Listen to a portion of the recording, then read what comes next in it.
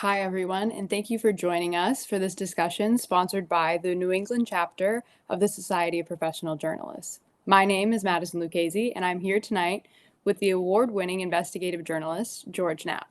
Known for his work covering UFOs and the paranormal, Knapp is the chief reporter on KLAS, Channel 8's I-Team Investigative Unit in Las Vegas.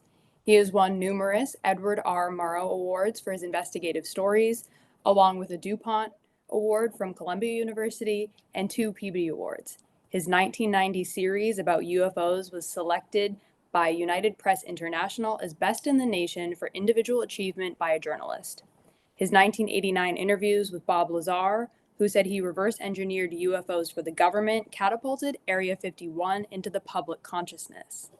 He's here tonight to talk about his incredible career and his recent Netflix documentary, Investigation Alien. Mr. Knapp, thank you for joining us. Sure, glad to talk to you. Awesome. So we'll just dive right in. First off, how did you get into journalism? Can you tell us about it? It was a kind of a twisted path. I had taken some journalism courses in college, but wasn't intending that to be my career. I was a teacher. I was a debate coach at University of the Pacific, and then for a year at UC Berkeley, at Cal Berkeley. And I was tired of being broke.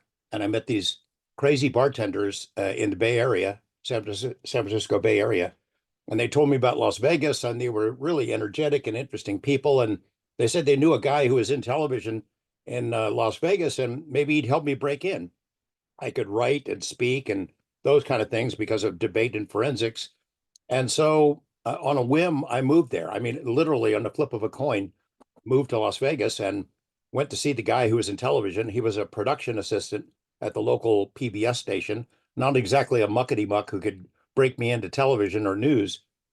So I drove taxi for a while I waited to get a job there. I was eventually hired as a part-time production assistant. I would do menial labor, lifting bricks and mixing cement, and then I was a studio cameraman. But while I was there, every day I'd go into the news department and pester them. And they had what they called a morgue file, which literally is like old newspaper stories. And I would go through it to try to get to learn about Las Vegas because I'd never been here before. I didn't know anything about the town, but it turned out just by coincidence, the first people I met here through the first folks who were connected to me were mob people, and I would see them while I was driving cab and got to know them before I was a journalist.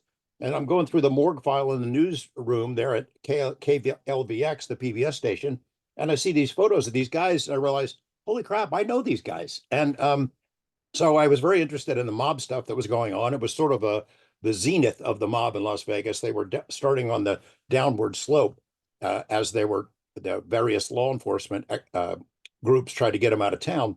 And I kept pestering the PBS station there to let me report a story. And eventually they said, fine, here's a camera, go do something. And I went out and did an interview on a story, and I shot it and wrote it, and they put it on the air. About 6 months of me doing that part time, the anchorman for the TV station quit. He went on to greater glory, and they had an open audition for the anchor spot on the 2 weekly newscasts that they did. I figured, well, how hard can this be? I mean, I had no business applying for that job, but I did, and I got it. And for about a year, I was the anchor and reporter for the PBS station, and we didn't cover spot news and murders and car crashes. We did issues oriented stuff. I came to the attention of the news director at KLAS, the CBS affiliate, which at that time, which is 1981, was the dominant media source in Las Vegas. And I think we had like a 50 share on the news. Those of you in television would realize that was an astonishing accomplishment back then. They eventually hired me as a general assignment reporter. Then I became an anchor, and I'm still there. That's amazing. I think it's funny that you said you were sick of being broke, so you decided to go into journalism.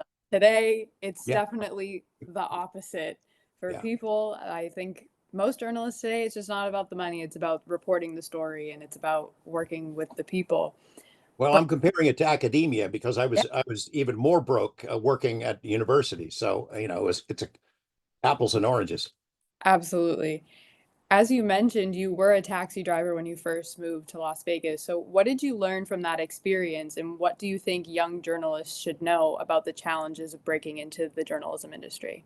Well, you got to do what you need to do to get a foothold, and I learned a lot. I wasn't a cab driver for very long, and I was maybe the worst cab driver in the history of Las Vegas, but it really taught me about the town, how to get around, who the power brokers were, what the hot spots were, and sort of the rhythm of Las Vegas. You come here when you're a young man and you try to run with the town, sort of. It keeps going. You can't keep up after a Mm. while. But it taught me a lot. And then, also the idea of perseverance. I was willing to take whatever job it took to get a foot in the door. I had no idea really where it would lead or whether it would be a permanent career, but it seemed fun. It seemed like tailored to some of the abilities that I had about being able to collect a lot of information and process it in a hurry. And I thought I'd give it a try. And it turned out I just loved it. So, trying to break into journalism, you got to be willing to take whatever opportunity arises. A lot of folks who break in television, especially, have to go to some little tiny town in Idaho or West Virginia or someplace like that to learn the trade if they want to move up to bigger markets. Absolutely. My professors at Emerson College always say to start really small, but obviously in print journalism, the smaller papers are drying up quicker and quicker, which does make it harder, but there is still plenty of places in the Boston area where you can freelance and things like that, which is awesome, and try to find your niche. But speaking of niches, how did you ever wind up covering UFOs? It literally walked in the door. I had no interest in the topic. It's not something I had a bunch of books on at home. I think I had one book that somebody gave me in college days that I still had on my bookshelves, but I looked at it and thought, that's interesting. You know, um, I've never seen one that I can remember. I'll put it that way. And in walked into the door walked a guy named John Lear, whose father had was an engineer, developed the Lear jet. I think he also developed the 8-track tape machine, which is ancient history now. But Lear had brought a stack of documents in, UFO related documents, and dropped them on the desk of my friend and managing editor, a guy named Ned Day. He was a fearless, mob crusading investigative journalist. And I'm eavesdropping as usual. And Lear, who had done some stories with us, he helped Ned and KLAS break a story about an invisible plane, or a plane that was invisible to radar that was being tested out in the Nevada desert. And so that story made national news. And so Lear had some credibility with us. He had also, because of his a prominent Nevada family, and had flown everything in the world. He had run for state senate. He had worked for CIA. So he's an interesting character. And he and his friends used to go out to Area 51, Area 52 with binoculars to see whatever was flying around in the skies. So after he had helped us break the story about the stealth fighter, he came back with this stack of UFO documents. Ned Day, my boss, looked at a couple of them, pushes the stack back across his desk, and says, "This can't be true. If this was true, I'd already know about it. So no thanks." Well, I'm eavesdropping. And as Lear's on his way out the door dejectedly, I said, "Let me take a look at that stuff." And I read these documents, and I called him up a few days later. At the time, I produced a little half-hour talk show called On the Record. It's an interview show, usually with a city councilman, a county commissioner, gaming control board, sometimes a celebrity. It would air at like 6 or 7 in the morning on Saturday or Sunday. Had a very small audience. Not many people watched it. I thought, what the heck? I'm the anchor and producer, but I'll put this guy Lear on and let him do his thing. And for 30 minutes, he just spilled this incredible story about this gigantic UFO cover up, about all the legitimate information about secret studies that have been conducted by the government, and most importantly, about how the government lied to the public. They would say one thing to the public, they'd say something very different behind the scenes, and I was intrigued by that. So put him on the air. The response from the audience, suddenly I realized, hey, people are actually listening to this show or watching it. They started calling and leaving messages. Is that guy for real? I had Lear on again a year later after I'd done some reading about UFOs, and he did it again and spread this information. A third time I had him on in 1988. He mentioned that he had this friend, or he knew this guy who had been hired to work out there in the desert, Area 51. Now, we had done some stories about Area 51, but very few. And the vast majority of the general public outside of Nevada had never heard of it. The only people who knew about it were people who worked out there. or were in the defense industries. So I was intrigued by that. And 6 months later, May of 1989, I'm anchoring the 5 o'clock news, and we would have a 5 minute interview segment live every day. And it might be Andrew Dice Clay, it might be George Carlin, it might be some local official or a mob guy. This particular day, whoever our guest was, they canceled in the afternoon. And I had an idea. I'm just going to call John Lear and see what's happening with this guy who supposedly was going to work out there and maybe on flying saucers. I had no idea who Bob Lazar was. I had no idea really what he'd been working on, but suddenly he agreed to do it. And 5 o'clock, we have a live unit up at Lear's house. We disguised Lazar's face, and he tells this incredible story. I get off the air, and the general manager pulls me into the news director's office, says, "What the hell is that? Is that true?" And I said, I had to admit, I don't know. I mean, we didn't do any vetting with it. It probably wasn't the kind of thing that we would have put on the air without some vetting if I'd known that's what he was going to say. But I said, we don't know, but I'll find out. And then the next weekend, Bob Stoddall, the news director, and I went up to Lear's house to meet with this guy, Lazar. We put him through 3 or 4 hours of questions: where he'd gone to school, what kind of jobs he'd had, where his family was, what he saw up there. And we came out of it thinking, this guy might be telling the truth. And we looked at each other thinking, geez, if this story is real, it's the biggest story in history. It would be incredible. We could do a 3 or 5 part series on it. Or I laugh about that now because it ended up being, I worked on a series for 8 months, not only about Lazar and Area 51, but all the stuff that goes around it. The big Mm. long arc of the UFO story, 90 to 95% of which is nonsense. But it was interesting to me after reading about it that there was a core of information that seemed to be real. And what really hooked me is the government lies about it. I don't know to this day what the real truth is, where these things are from, or what they're doing here. But I can tell you that we were being lied to, and that's what really got me into the subject. Because there were documents that were memos, reports, things that were shared within the Defense Department and CIA back and forth, where they admitted these things are real. They're not us. They're not Russian. We don't know where they're from. They speculated they might be from outer space. They would say that to each other before the Freedom of Information Act became the law of the land. And then after FOIA became the law of the land, after years of saying we don't have any reports, we have no documents, there's nothing to it, they were forced to release thousands and thousands of pages of stuff where, in fact, they did have evidence. They were lying to us, flat out lying. That's what got me hooked. It's what's kept me hooked all this time. Wow, that's incredible about how it all just kind of fell perfectly into place for you and it's become such a big part of your career.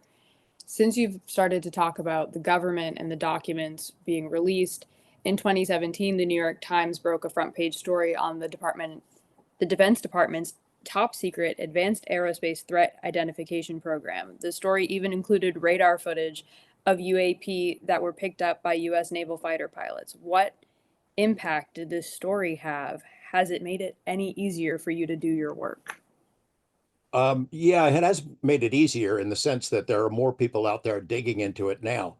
It's kind of complicated because that program, that story, New York Times, it was based here in Las Vegas. The New York Times did a great job with that. They broke the story open, but they got some things wrong. And how fortuitous it was for me to do the Lazar story because of that story and how much attention it grabbed. I was able to make connection with two people who became incredibly important to current events that are happening right now. One was Senator Harry Reid, who went on to become, at the time, back in the 80s, late 80s, when I was working on Area 51 in that series, he was a junior senator in his first term, but he became the Senate Majority Leader later on. And I had pulled him aside, the first person I told outside of our newsroom about the story I was working on. Senator, I know you're very deep into national defense and national security issues. Here's what I'm working on.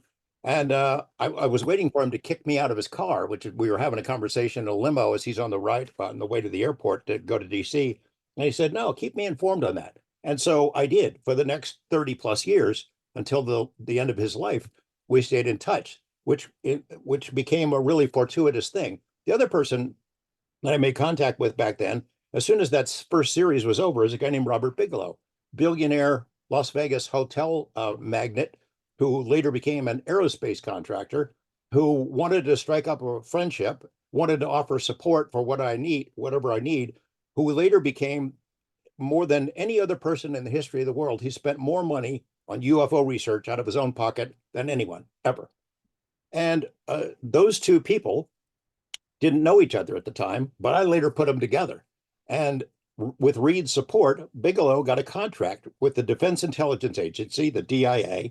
They got $22 million in federal funds. A week after they signed the contract, Bigelow came in an interview with me and said, I can't tell you who the secret partner is, but we got a partner, a new program. We're going to dig into this. So I was allowed to be a fly on the wall because I knew Reed, who secured the $22 million, and Bigelow, who got the contract. And came to know a lot of the people who had worked with them, who had been ex-CIA, academics, a couple of former astronauts, people who were deeply interested in the subject, but didn't want to be out in front on it. So in essence, it walked right in the door again because I had made friendships with those people. I knew about what later came to be known as ATIP. I was invited to join it. The true program that got the 22 million was called OSAP, Advanced Aerospace Weapons Systems Application Program. The contract was based here in Las Vegas. The DIA oversaw it, but it was entirely civilian.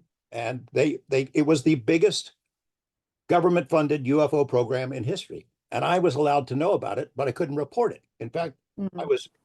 I was asked twice to get a security clearance and joined it, which I figured, well, look, I can't report this right now. I have to keep quiet about it, but I can be a fly on the wall. And I know eventually I'm going to do some stories on it. Until that New York Times story came out, I kept it to myself to learn what I could about the process.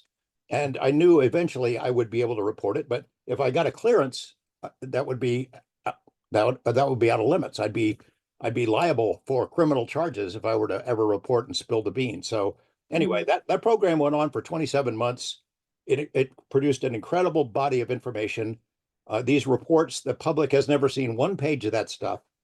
When I hear that the New York Times is going to do that story, hey, what the hell? I've been sitting in this for 10 years. I'm going to go ahead and do the story. And I get a call from Bigelow, please don't. I get a call from Tom DeLonge, the rock star who'd been part of the process to get the New York Times interested. And then I got a call from Senator Reed saying, look, he's gently telling me I'm not the New York Times. You know, let them do the story, because if you break it now, they might not do it. I figured if they go ahead and break the story, I know I'm going to have other follow-ups that they're not going to have because I've been working on this for a long time. And so I backed off. New York Times did the story, blew it wide open, got way more attention than I would have gotten if I had done that story myself, just the UFO guy in Las Vegas. And it changed everything. The Times, as the paper of record, because they found it credible, members of Congress start asking Senator Reed and others, hey, is this for real? They start holding closed door briefings, classified briefings with pilots and other people who'd been working on these issues behind the scenes. They eventually created something called the UAP Task Force. The ATIP program that the New York Times had reported was an outgrowth of OSAP, sorry for all the acronyms, that had been based here. But ATIP went away. And it was very limited scope, didn't really have much of a budget. Because of the attention it got in that New York Times story, the UAP task force was created. That was a real legitimate effort. And then it became AIMSOG, and then it became what we have now, Arrow. I don't have a lot of confidence in Arrow. But anyway, I guess what I'm trying to say is all these events that are unfolding now started here in Las Vegas with Reed, Bigelow, and OSAP. I can't imagine being a fly on the wall for a decade and then not getting to report the story. How did that feel? It felt lousy. It felt miserable.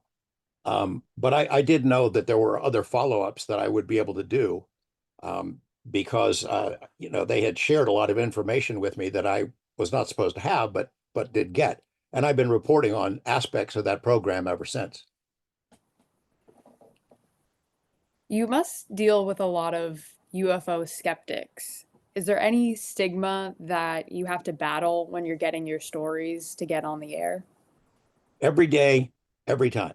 I don't have to battle with KLAS. They support me and trust me. I suspect if they didn't trust me, that I wouldn't still be doing this stuff. I still wouldn't be reporting on those issues.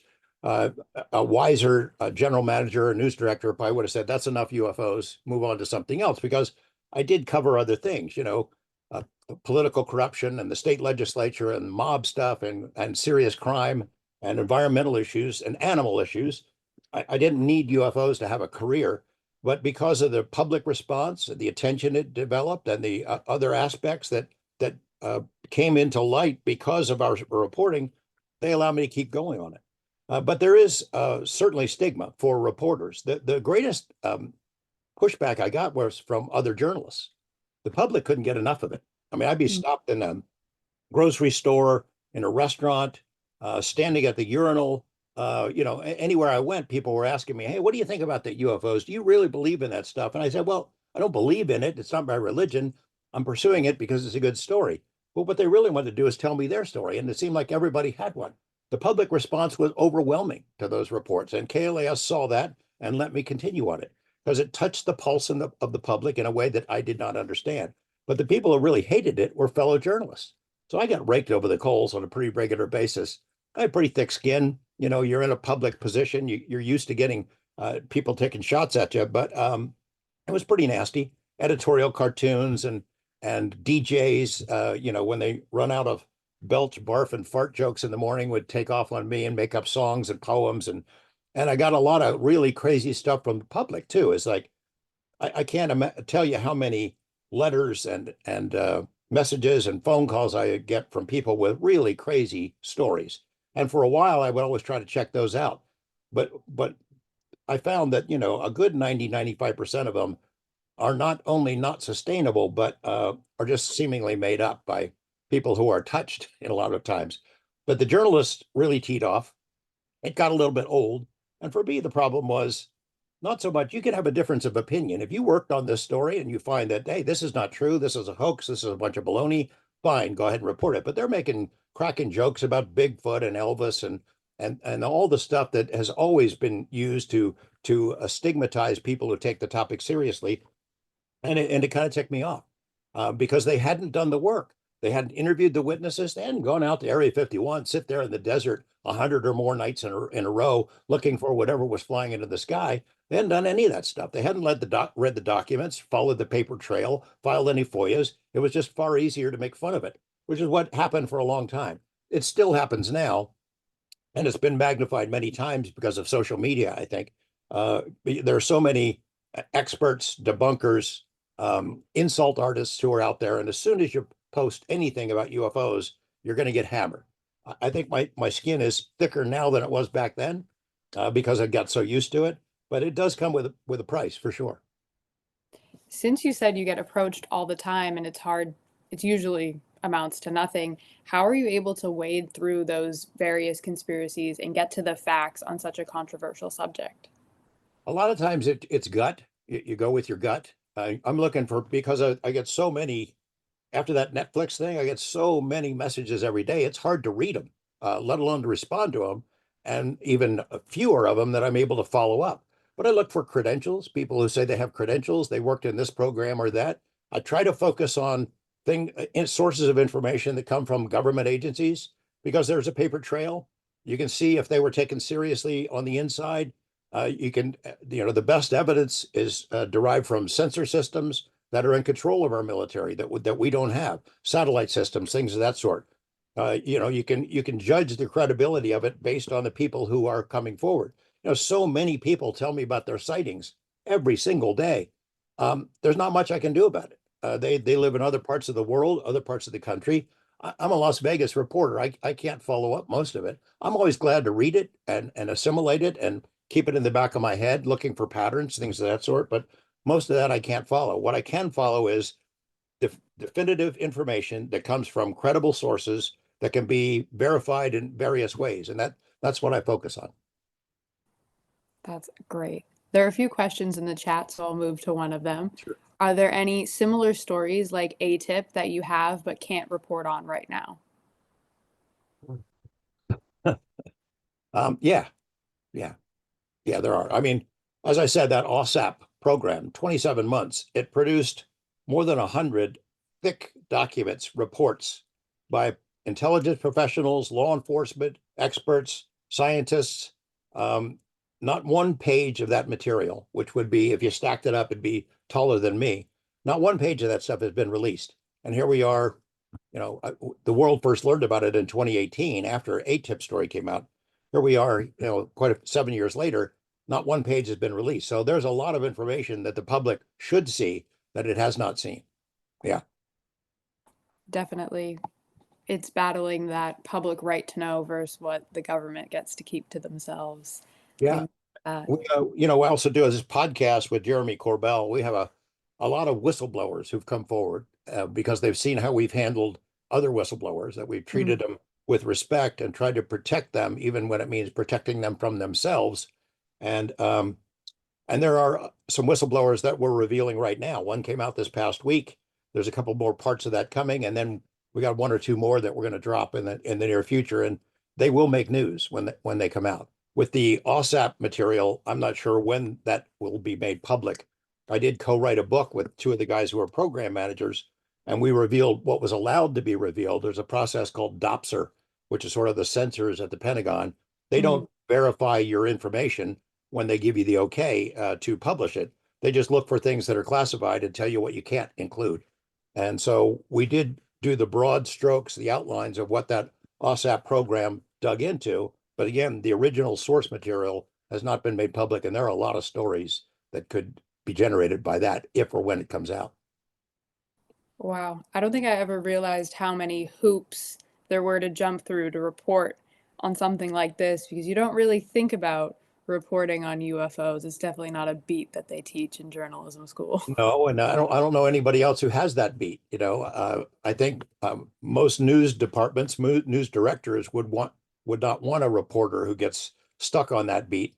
It's really hard to go back to covering City Hall or the county commission after you've been chasing UFO secrets for a long time. And but it's a real story. And I know in the beginning I wanted to encourage my journalism colleagues to jump on in instead of just making up funny jokes about people with UFO beanies and funny hats. Jump on in because there's a real story there. Because it needed a broader exposure. It needed more than me out here in the desert in Las Vegas plugging away at this. And now we have a lot of people who are working on it. We have a lot of journalists who have stepped up. That's an encouraging sign for me. That's awesome. A few more questions in the chat. This one says, since the suspicion that extraterrestrial figures were mutilating cows in Idaho in the 70s, which came about during chronic distress in the US government at this time, how has the existence of classic and contemporary conspiracies regarding extraterrestrial life impacted your approach to what is so-called journalistic? Well, I'd say this is that, in the beginning, the when I started reading about the topic, and it was a lot to absorb, it has a steep learning curve. The general overall paradigm is these are ETs coming from other planets. That's what our government, our military believed them to be. In the beginning, that's what the documents show they thought it was. It's what the public has been accustomed to believing or accepting through years, decades of movies and TV shows and books and tabloids. That was the dominant paradigm when I started, and that's the framework that I approached the story with. These must be ETs. But the more I learned, the less satisfactory that answer became. Cattle mutilations is an example. We had them here in Nevada. I got the police records on it. I've been to the site of a couple of dozen of those things.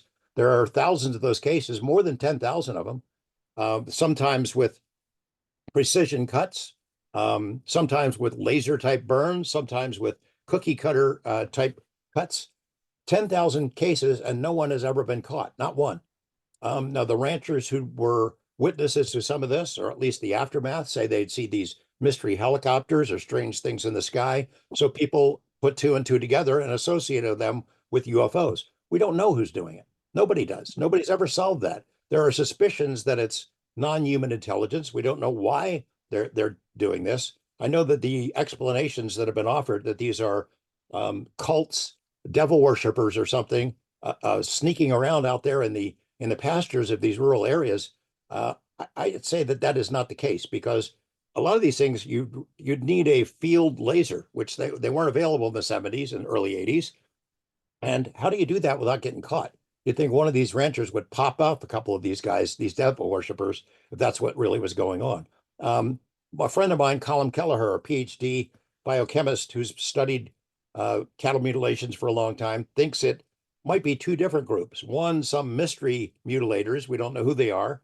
The other, a government program that sort of emulates the mystery helicopters, operates under the cover of darkness, carves up cattle in order to track the progression of something like mad cow through our food chain.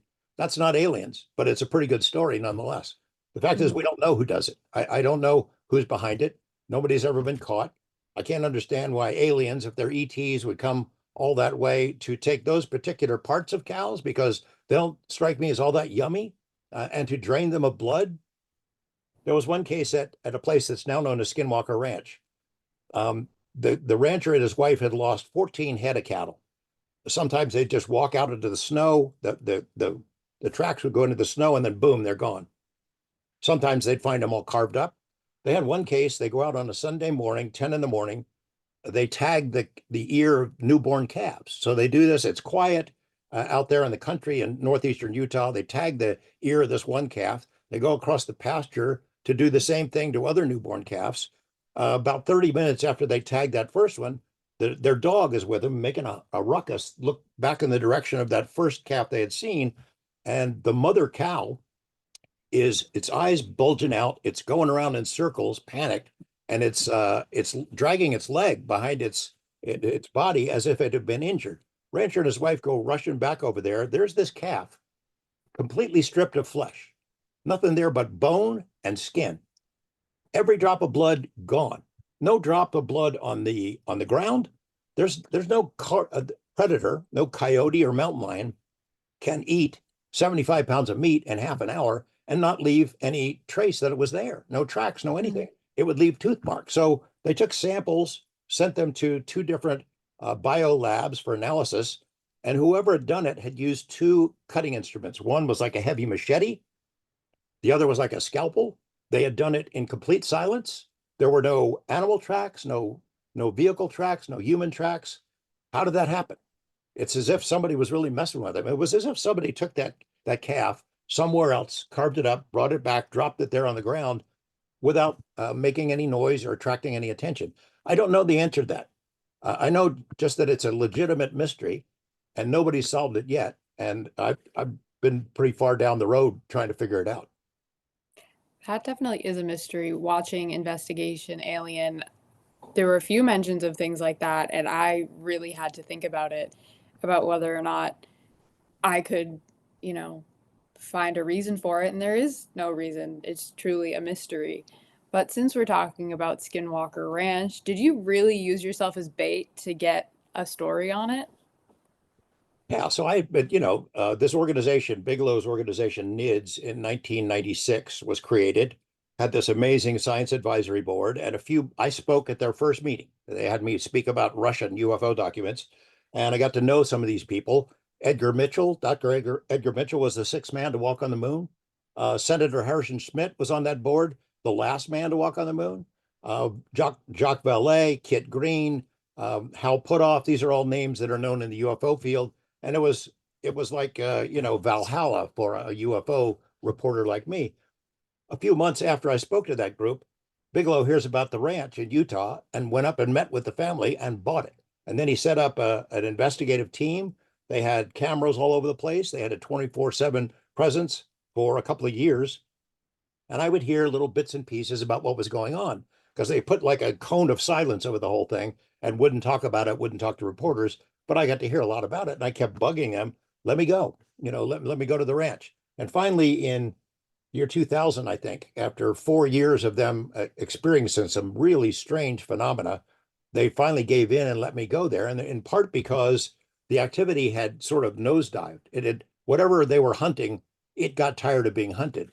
So they thought, well, my inherent weirdness quotient, maybe I'll go there and get things stirred up again. So I went there. I didn't know I was going to be bait.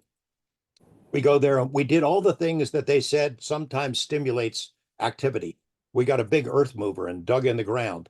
We built a fire out on the middle homestead and make a bunch of noise.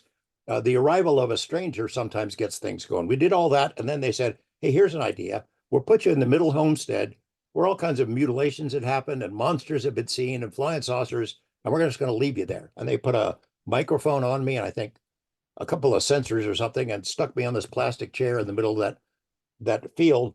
And I'm thinking to myself, they went away with binoculars and a telescope to keep an eye to see if anything came to get me. I'm sitting there thinking to myself, well, I'd really like to see some orbs. That'd be great. Flying saucers, that'd be awesome. But there's a couple of creatures that have been reported there that carved up cattle that I really didn't want to see up close and personal.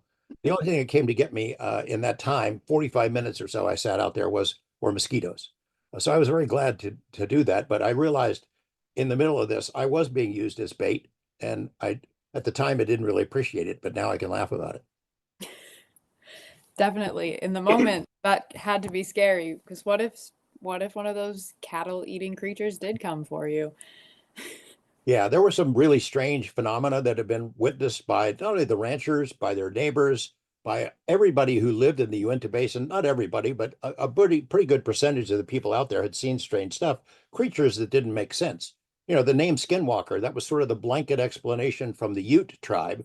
This Mm. ranch is in the middle. It's surrounded by Ute Nation land on all sides. It's like an island of privately owned land. The Utes don't go there. They said it's the path of the Skinwalker, and that was on my first visit to the property. I heard that term. The guy said there was a historian there who'd lived there his whole life, and he said that ridge up there. They say that that's in the path of the Skinwalker, and that's why they don't come there. Well, I'm thinking, what the hell's a Skinwalker?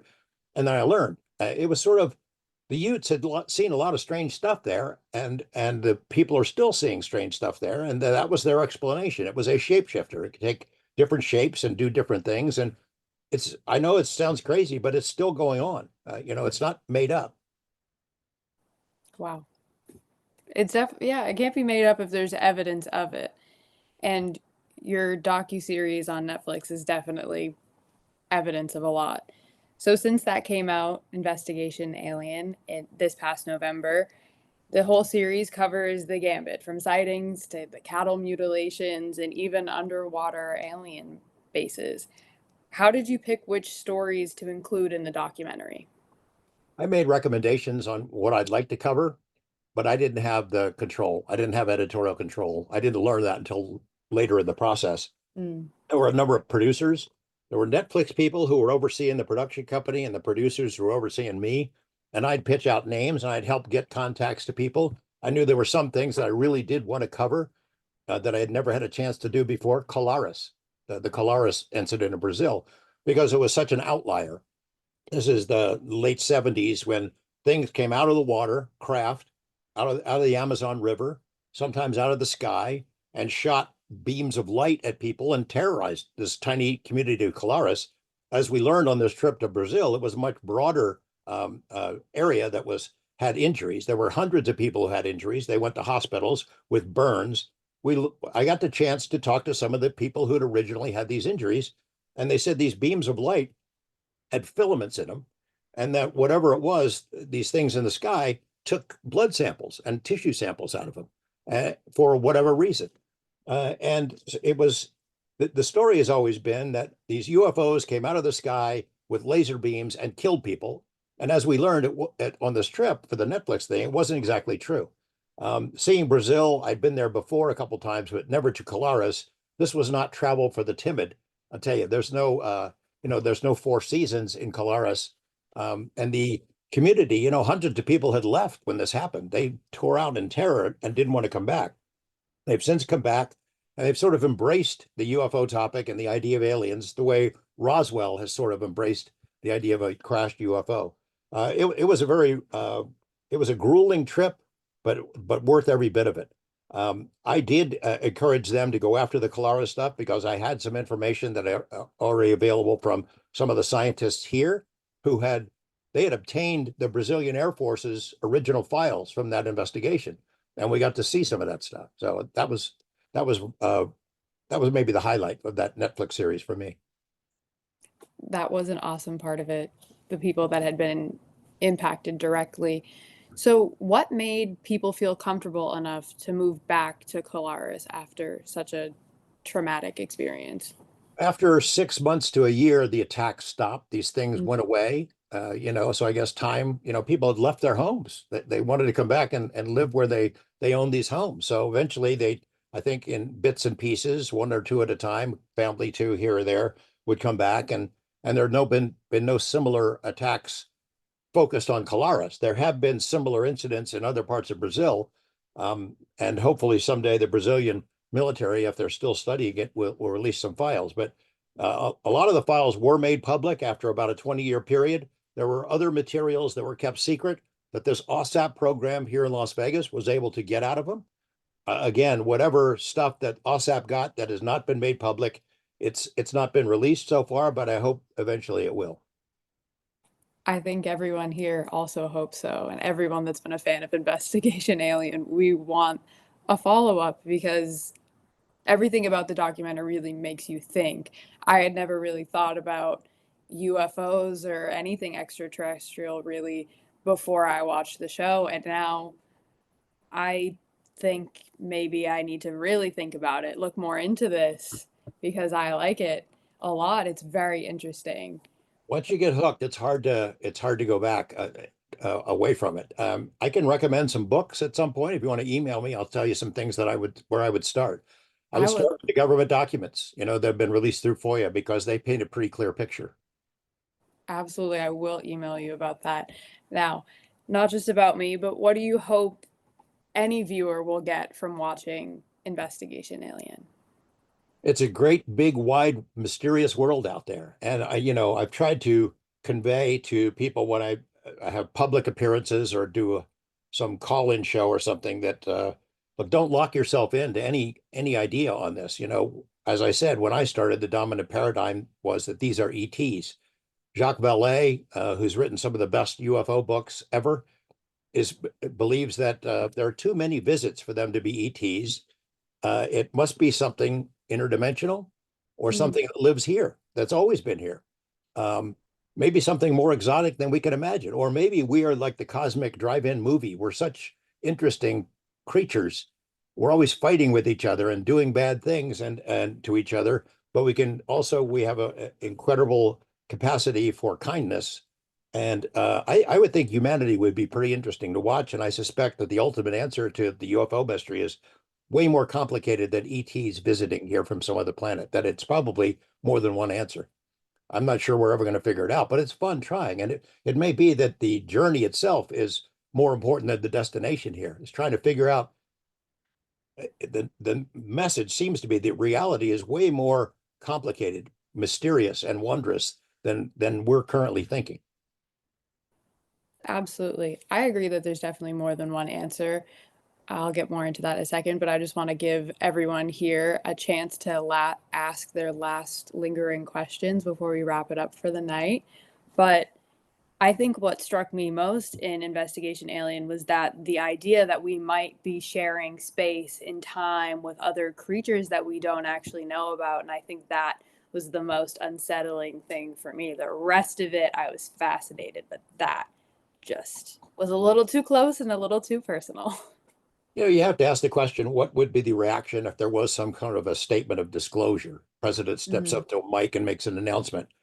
I don't expect that day to ever happen. I mean, any president who did that, you're not going to get much else done in your administration because that would dominate. And where do you stop answering questions? Fact is, I've been pretty far up the food chain in people who have studied this on the inside for most of their lives.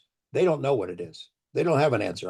I'm not anybody who knows for sure what this is. There are a lot of theories and there are lot of studies. And I believe we do have materials that were made by somebody other than us that have been studied in privacy, in secrecy for a long time, and we can't figure it out. And even if we could figure out where these craft and where these metamaterials that they're not made by us, it doesn't mean we're going to be able to figure out who made them and where they're from.